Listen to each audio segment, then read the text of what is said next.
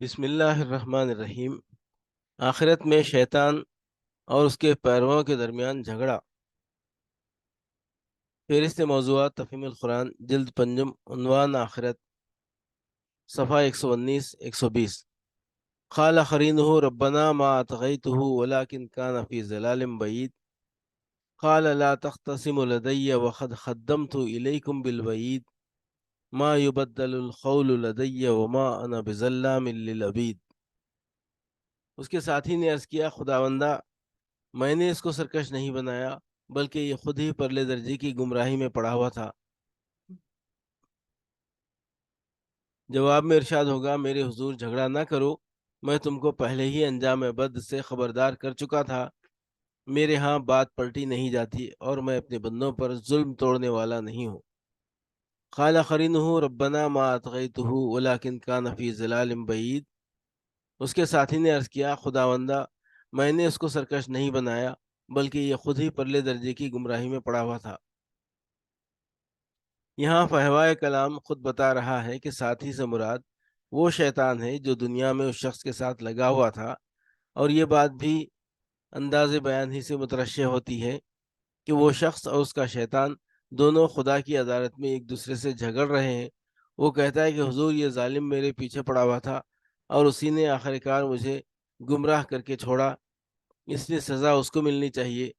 اور شیطان جواب میں کہتا ہے کہ سرکار، میرا اس پر کوئی زور تو نہیں تھا کہ یہ سرکش نہ بننا چاہتا ہو اور میں نے زبردستی اس کو سرکش بنا دیا ہو۔ یہ کمبخت تو خود نیکی سے نفور اور بدی پر فریفتہ تھا، اس لیے انبیاء کی کوئی بات اسے پسند نہ آئی اور میری ترغیبات پر پھسلتا چلا گیا۔ قال لا تختصموا لدی وقد قدمت الیکم بالوعید۔ جواب میں ارشاد ہوا، میرے حضور جھگڑا نہ کرو، میں تم کو پہلے ہی انجام بد سے خبردار کر چکا تھا۔ یعنی تم دونوں ہی کو میں نے متنبہ کر دیا تھا کہ تم میں سے جو بہکائے گا وہ کیا سزا پائے گا اور جو بہکے گا اسے کیا خمیازہ بھگتنا پڑے گا۔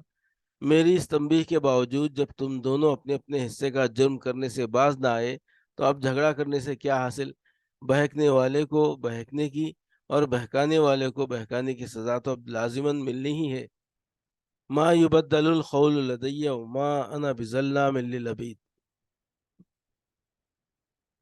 میرے ہاں بات پلٹی نہیں جاتی، یعنی فیصلے بدلنے کا دستور میرے ہاں نہیں ہے۔